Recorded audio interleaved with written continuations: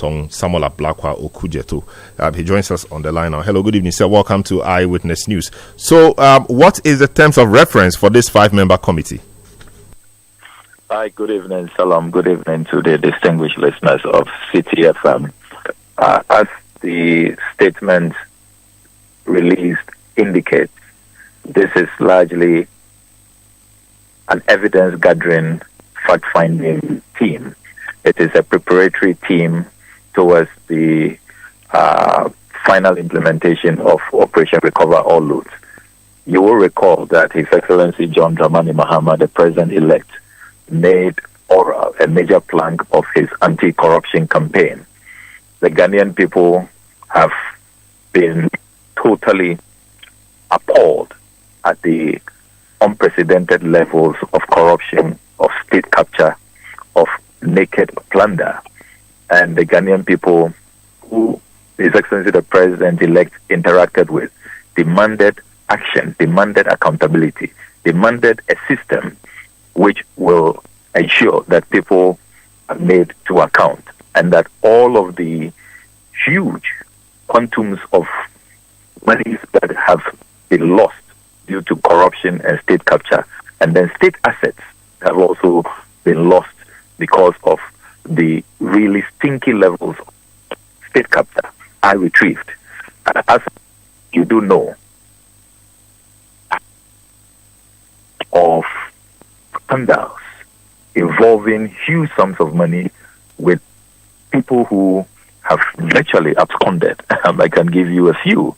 Carrie Summers in the infamous National Cathedral scandal has $6 million. He cannot be located.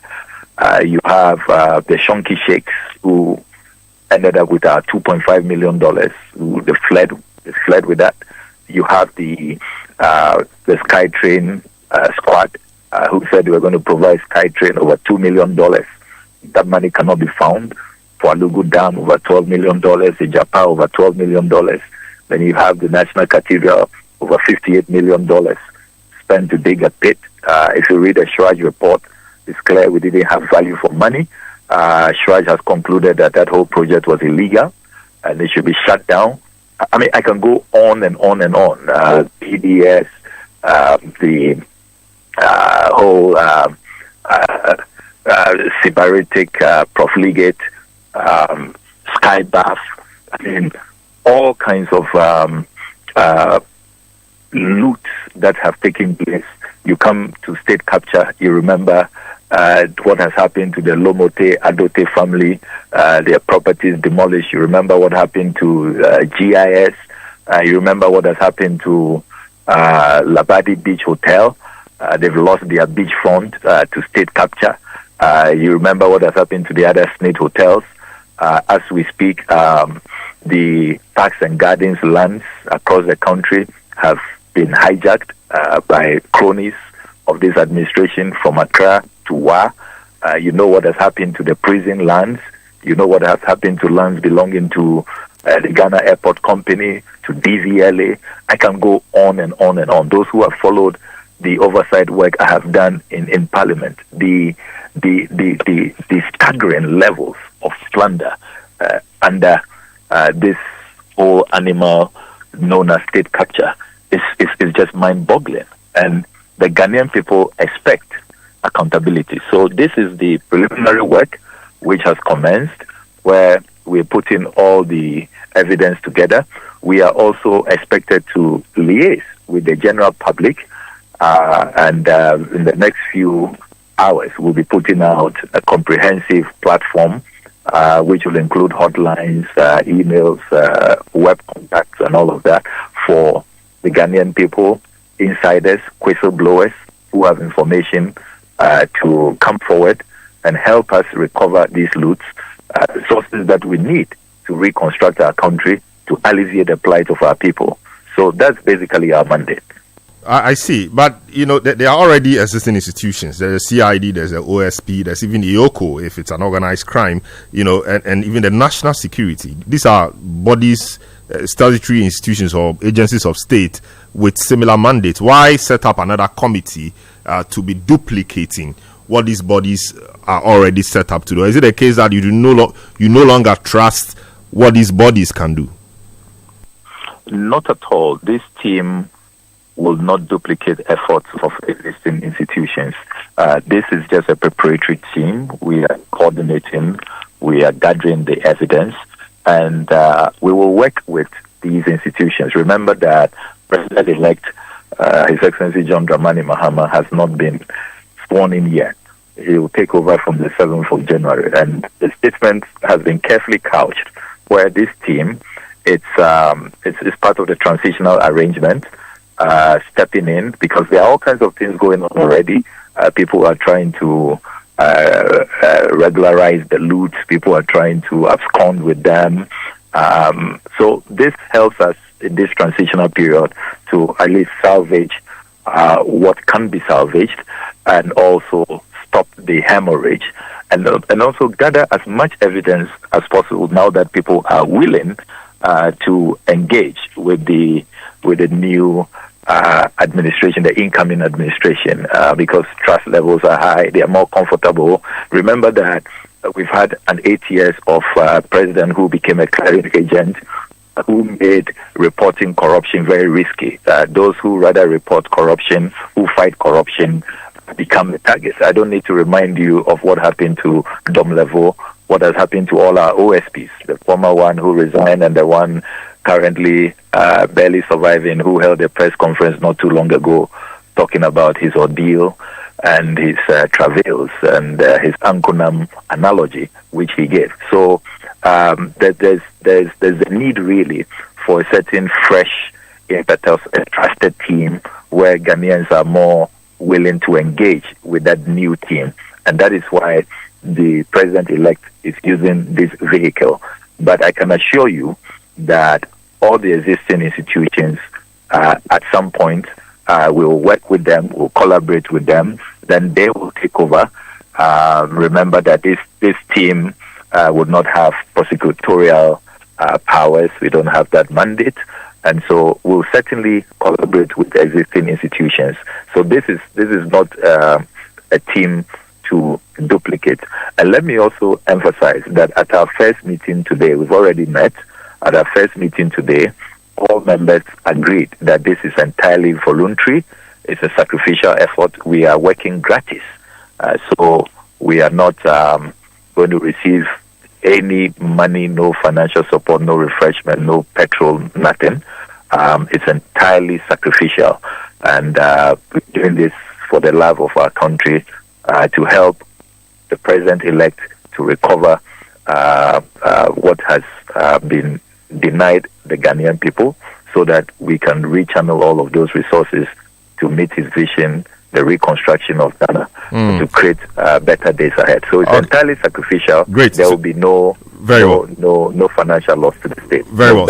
So you do your work. I mean, I'm looking at your manifesto. It says launch an operation, recover all loot, to investigate, prosecute and recover process of corruption. Of course, you said this committee is to do some preparatory work. So you will gather the information, sieve it, and then hand that information over to the appropriate agencies with prosecutorial powers, etc. Is it a case that once you give them the information, they go ahead and do their prosecutorial job, or they also will have to investigate again to be sure that what you have brought them is actually the right thing before they go ahead to prosecute? So this is a team, if you have paid attention to the careful selection, these are team members who themselves have been involved in a lot of the anti-corruption fights, who are conversant, well acquainted with a lot of the evidence. And so you can be rest assured that the evidence that we are gathering, we're putting together, will be very solid. And so it's not just about, putting together what you may call evidence which is not watertight or not foolproof. We know what we are about. These are matters we have pursued ourselves largely. And you're talking about somebody like the former Auditor General, who's had to carry out audits and to look into a number of these scandals personally and directly. You know the work I have done as part of my oversight mandate in Parliament, and the exposés that I have consistently put out, and how we have intercepted evidence to buttress the cases we have made in time past. So you can be rest assured that what we will put together will be material which I'm sure prosecutors will laugh when we are done with our work. I see. So what are the timelines? You start work. When do you end? I mean, in gathering your information, you start now. When exactly do you end? Yeah, so this is part of the transitional arrangement. So our understanding is that our work will be ending when President Mahama really settles in and forms his government, when an Attorney General has been nominated and approved by Parliament, and the Attorney General is able to now proceed. So fundamentally, this is supposed to help the President and the new administration hit the ground running, so that precious time is not lost, evidence is not lost, and all of that. So our understanding is that it's part of the transitional arrangement. When the government is fully set up and we have an Attorney General in place, then they take over. So in the meantime, do you have the powers to invite somebody to come and speak to you? Do you have that power? And if the person fails to attend or the person refuses to attend, what can you do? We are encouraging a lot of voluntary information. So we have asked that the general public should liaise with us, should submit information. At this point, it is not about inviting people, it's not about subpoena, because remember there is a transitional arrangement. We haven't taken over yet. We are not in charge of running the country. We don't have that legal mandate. But you can't take away the fact that there is tremendous goodwill, and there are so many patriotic Ghanaians who are willing to join the fight against state capture, the fight against corruption, and have already been volunteering information. A lot of the exposés we have put out are really information that came from the Ghanaian people inside there, whistleblowers who love their country. And so that is the kind of work we are encouraging citizens to do. So we are not really going to be in the business of trying to summon people or subpoena people. That's not what we are about at this point in time. Great. So what's the scope? Is it limited in time? For example, if I have information dating back to the Kufuor era, the previous Mahama era, the Atta Mills era, even the Rawlings era, can I still come forward with it, or this is just limited to the present administration, the Akufo-Addo era? No, not at all. I mean, this is a national assignment. I mean, if you look at the membership of this team, these are people who have largely been non-partisan. In apart from me, really, everybody else, the distinguished police officer, COP Kofi Boachi, Martin Pebu, the human rights lawyer, he's not partisan. Dom Levo, the respected, venerable former Auditor General, Raymond Acha, the investigative journalist. These are not people who have party cards. These are people who have worked and toiled for their country. So it is not a matter limited to just a particular regime, and that's why we have emphasized that there's not going to be a witch hunt. If you have served your country well, you have not squandered public resources, you have not engaged in state capture, you have not taken what does not belong to you, you have nothing to fear. And so if you have information, no matter how far back and no matter who it affects, please feel free. Our understanding of our mandate is that this is about Ghana. It's about protecting the public purse, protecting state assets. And that is why President-elect has promised that in his first 120 days, he will initiate legislation, which I'm absolutely excited about, to ban politicians and politically exposed persons from purchasing state assets. So it's all in the preparatory work towards the kind of anti-corruption regime which all of us and those who mean well for this country aspire to have.